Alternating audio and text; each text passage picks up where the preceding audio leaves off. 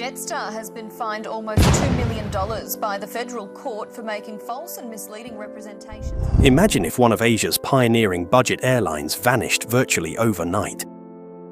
For nearly 2 decades, Jetstar Asia's orange-starred jets were a familiar sight at Singapore's Changi Airport. Yet in mid-2025, its parent company Qantas announced that Jetstar Asia would cease operations completely. What happened to Jetstar Asia, and why did Qantas pull the plug on this 20-year-old low-cost carrier? Jetstar Asia launched in December 2004 amid a boom in low-cost air travel across Asia. It was established as a joint venture between Australia's Qantas Airways, holding 49% ownership, alongside private investors. From the start, Jetstar Asia was designed to be a low-cost carrier, LCC, based in Singapore, tapping into regional demand for affordable flights. The inaugural flight took off for Hong Kong on the 13th of December 2004, marking the beginning of an ambitious expansion. By mid-2005, Jetstar Asia had already begun consolidating the market. It took over a smaller rival, Valware, in July 2005, merging operations under a holding company called Orange Star. This early merger gave Jetstar Asia a stronger foothold and route network in Southeast Asia. The airline rapidly grew its fleet from the initial 4 leased Airbus A320s to 8 aircraft by mid-2005, and continued expanding toward a fleet of over a dozen jets.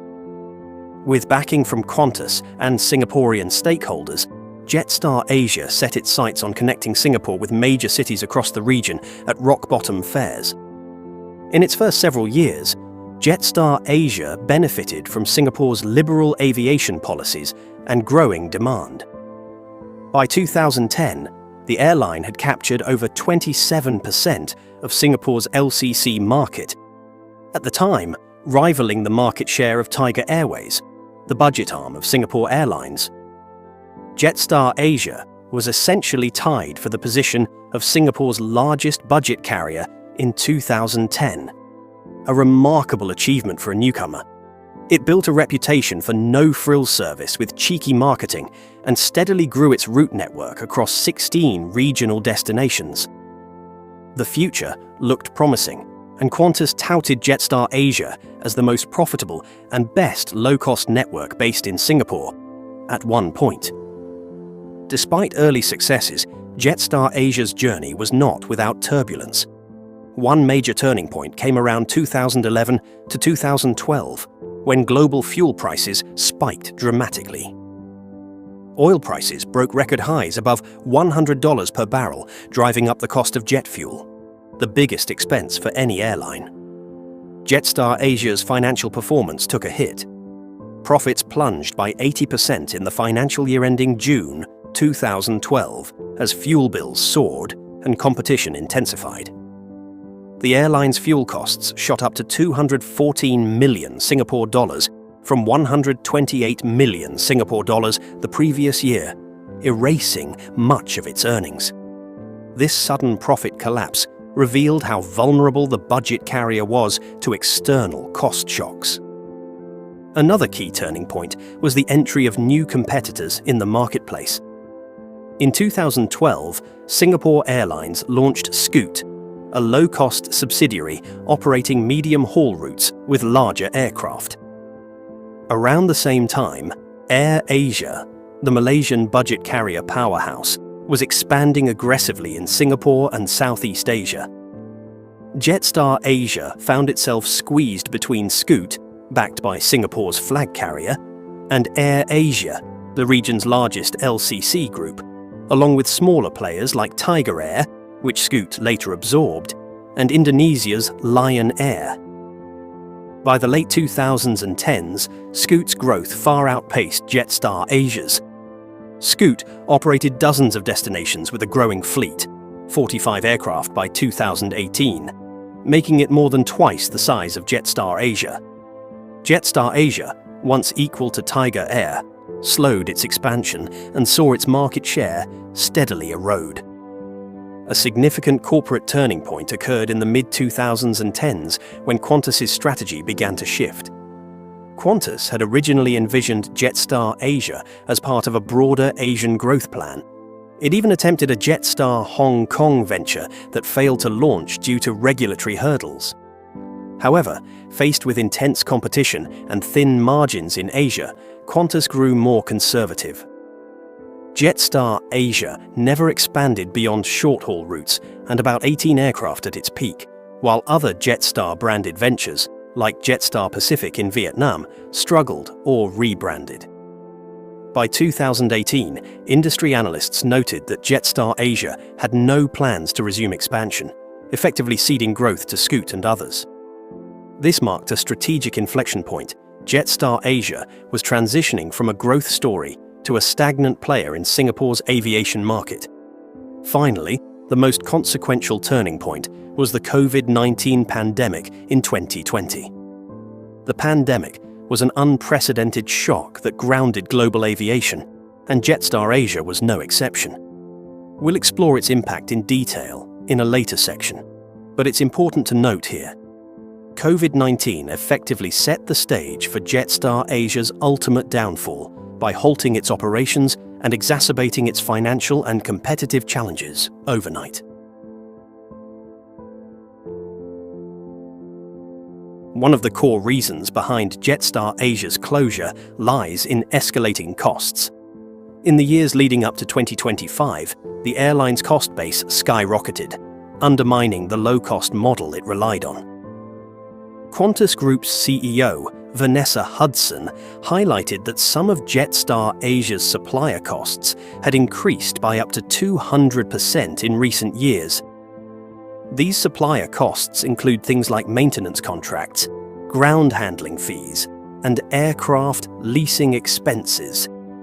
Essentials that became far more expensive, eating away at Jetstar Asia's thin profit margins. We have seen some of Jetstar Asia's supplier costs increase by up to 200%, which has materially changed its cost base, Hudson noted, underscoring how unsustainable the situation had become. Airport fees and regulatory charges in Singapore further piled on the pressure. Changi Airport, while renowned for its efficiency, is not a cheap hub to operate from. In fact, Jetstar Asia publicly warned that rising airport charges at Changi could force it to raise fares by 10 to 25%, potentially hurting demand. The airport announced successive fee hikes to fund expansion, like the future Terminal 5, meaning airlines and passengers had to pay more. Jetstar Asia, whose model depended on ultra-competitive fares, with 80% of its tickets under $100 according to one report, was squeezed by these higher fees. The carrier stated that escalating airport charges put unsustainable pressure on its ability to offer low fares, essentially striking at its core DNA. Furthermore, regulatory constraints limited Jetstar Asia's flexibility. As a Singapore-based airline partly owned by a foreign company, Qantas, Jetstar Asia had to navigate ownership rules and bilateral traffic rights. While Singapore's skies are relatively open, Jetstar Asia couldn't, for example, easily operate beyond Southeast North Asia without traffic rights via Singapore. Plans to fly longer routes or open new bases were constrained. Contrast this with AirAsia, which sidestepped such issues by setting up affiliate airlines in multiple countries, or Scoot, which enjoyed Singapore Airlines' home advantage. Jetstar Asia remained a single-country airline, exposed to local cost structures and regulations without the same economies of scale as its multi-base rivals. The lack of a domestic market, Singapore is just one city, meant it depended entirely on international routes, where competition was fierce and subject to government policies, like travel restrictions during COVID. All these factors, surging supplier costs, pricier fuel and fees, and the limitations of its operating framework, combined to significantly raise Jetstar Asia's expenses and limit its revenue, eroding the very cost advantage that an LCC is supposed to have. Jetstar Asia's troubles were compounded by fierce competition that ate into its market share. In the 2000s, it was one of only a few budget airlines in the region. But by the 2010s, Singapore had become a battleground for low-cost carriers. Scoot, backed by the deep pockets of Singapore Airlines, expanded rapidly with new routes and aircraft. By 2018, Scoot commanded about 43% of Singapore's LCC seat capacity, nearly half the budget market, while Jetstar Asia's share had shrunk to under 20%. Scoot was operating more flights to more destinations, aiming for 70 aircraft by 2021, and effectively dwarfing Jetstar Asia's presence. AirAsia and its affiliates, Indonesia AirAsia, Thai AirAsia, etc., were also aggressive. They turned Singapore into a focus city, shuttling passengers through Kuala Lumpur and other hubs with attractive fares. Other entrants like Lion Air, Cebu Pacific, Vietjet, and Tiger Air, before merging into Scoot, all vied for slices of the Singapore market. The result? Jetstar Asia struggled to maintain relevance. Its network of 16 routes from Changi began to overlap heavily with competitors' offerings. According to Changi Airport Group, out of the 16 routes Jetstar Asia flew, 12 of them were also served by other airlines. In fact, 18 other carriers collectively were competing on those same routes with over 1,000 weekly services. In short, almost wherever Jetstar Asia flew, rivals were there too, often with greater frequency or larger planes. This intense competition led to a dramatic market share decline for Jetstar Asia. Around 2010, it had a leading share of the budget segment. But by the eve of the pandemic, its slice of the total Singapore air travel market had dwindled to roughly 6%, and the pandemic would shrink that even further. By 2024, Jetstar Asia carried only about 2.3 million passengers, accounting for a mere 3% of Changi's total traffic. In other words, its share of the Singapore market had been cut in half post-COVID. Competitors not only returned to the skies faster, but also seized the opportunity to grab Jetstar Asia's customers. Singapore Airlines Scoot rebounded strongly with the backing of a national carrier, and AirAsia leveraged its brand and scale to scoop up budget travellers. Jetstar Asia, with a smaller fleet and constrained resources, couldn't keep up. All of this meant that Jetstar Asia was fighting an uphill battle on fares and load factors.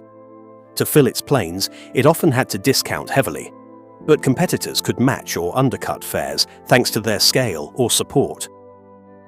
The airline was effectively squeezed from the market. A rhetorical question arises. How can a small airline survive when giants are crowding the field and costs are rising everywhere?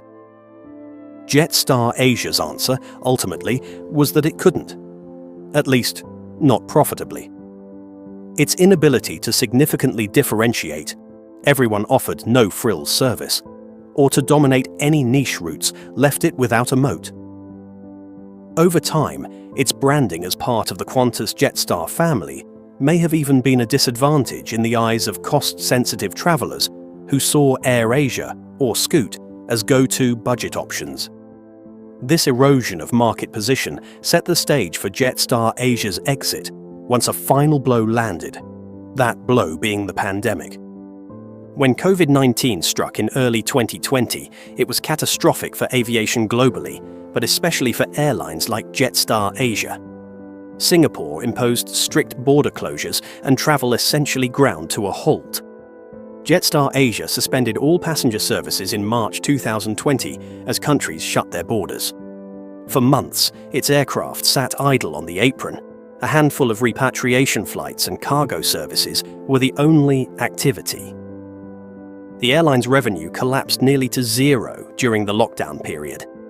Jetstar Asia's CEO at the time, Bara Pasupathy, described COVID-19 as the single biggest shock to aviation, one that forced incredibly difficult decisions to ensure survival. Those difficult decisions included major cuts. In June 2020, Jetstar Asia announced it would lay off 26% of its workforce, roughly 180 employees, to conserve cash. The majority of remaining staff were put on extended furlough, unpaid leave, for months.